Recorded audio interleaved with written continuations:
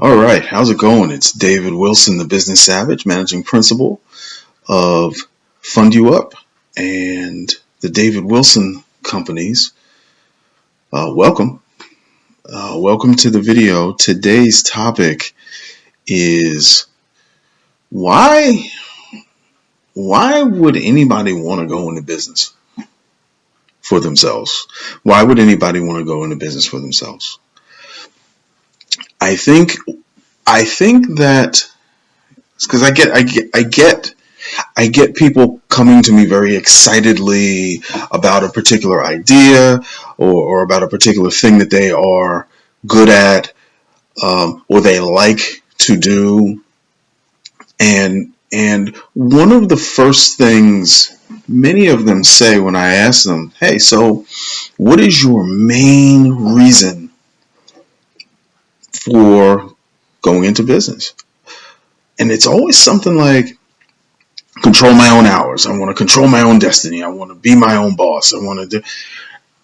And I think all of those things are things that society kind of tells us we should be feeling. You know, the feeling of this newfound sense of control, this newfound sense of manifesting your own destiny, and I'm not discounting that, but there has to be more than that. Every situation is different, right? So you have some folks who are thrust into doing something for themselves, working for themselves. You have folks that are laid off, that are displaced. You have folks that are not hireable. You have folks that can't work in certain industries, and then you have folks that just don't want to work for someone else. There's nothing wrong with any of that. But if you are leading with your leading motivation is to be your own boss and to control your own destiny, I think you're setting yourself up for failure. If that's your leading motivation. There are two things that are paramount, vital, like oxygen, that you must fully understand before you start a business.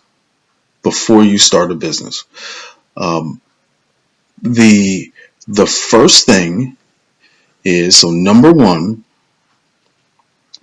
what problem are you solving? If you want to turn that around, what is the benefit you're providing to the end user? So, I want to start a company I want to be a ferret barber because I love ferrets. Okay. Is that going to work? I don't know. I don't know how often barbers, so if you come to me, I want to be a ferret barber. Be like, okay, how often do ferrets need haircuts? I'm going to need more information to determine if that is a benefit to a ferret owner. So can ferret owners cut their own ferret's hair? Are they allowed outside? Do they bite? Are they poisonous? I don't know much about ferrets. Okay, maybe you guys do. I don't. But these are some, as an advisor, these are some of the questions that I would ask. Now, if that person comes to me and says, "Yeah, I want to be a ferret barber." Oh, well, how often do ferrets need haircuts? Once a week, and it's illegal to cut a ferret's hair. It's illegal for an owner to cut a ferret's hair. Okay, that works. Does that? It doesn't have to work for me. It just has to make sense. It has to be true. So now we got that. So check, right? So what is the benefit? The benefit is ferrets. Oh, and by the way, a ferret's hair, if a ferret's hair grows longer than 3 weeks without it getting cut, the ferret will die. Okay, there's your market. So you hang up the striped pole, you will be a ferret barber. That sounds good so far. Now, the next thing, number 2, is there a market of people, of entities that are willing to pay for that benefit? And how much? So you have to figure that out. So go back to the ferrets. Okay, please, if national, this is just an example. So just an example. I picked ferrets, never had a ferret, had a friend who had a ferret. I'm a cat guy. I digress. Okay, so now we know how often ferrets need their hair cut. We know that ferret owners, it's illegal for them to cut their own ferret's hair for whatever reason, right? So now what's the benefit? I mean, how much are they willing to pay? So is there a benefit? You assume so if these are pets and the owners love their pets. Yes, there's a benefit. Cool. How much are they willing to pay?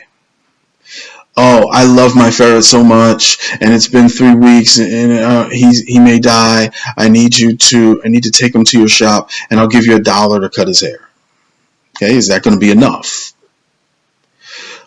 Maybe the market will bear $5. Maybe the market will bear $10. I don't know, but you have to know that. The reason you have to know that is so that you can project whether this is a business or whether it is a hobby. And a lot of people, they have these things that they love and they embrace and they want to do and they love to do, but it's not really a business. It's just a hobby. You may love making a certain type of trinket, but there's just not enough people that want that trinket.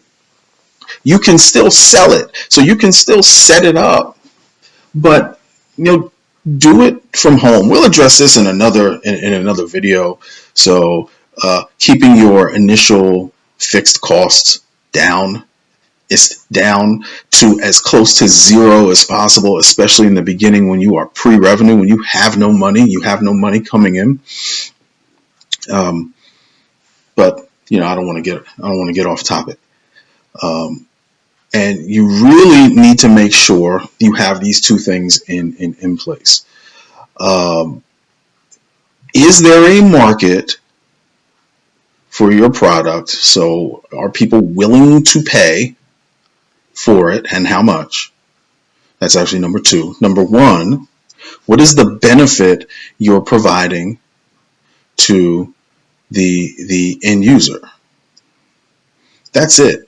Once you have those 2 things in place, now you're on your way to moving forward, possibly with a business. Now you do some projections. How many ferret owners are there? How we know how often they need their haircut. Is there a competition? SWOT analysis, things like that we'll talk about on other videos. So that's it. So the 2 quick tips there on what you need to know before you pull that trigger and even think about turning that idea you have into a business. So without those 2, you don't have enough information yet. So again, I am David Wilson. Thanks for jumping on.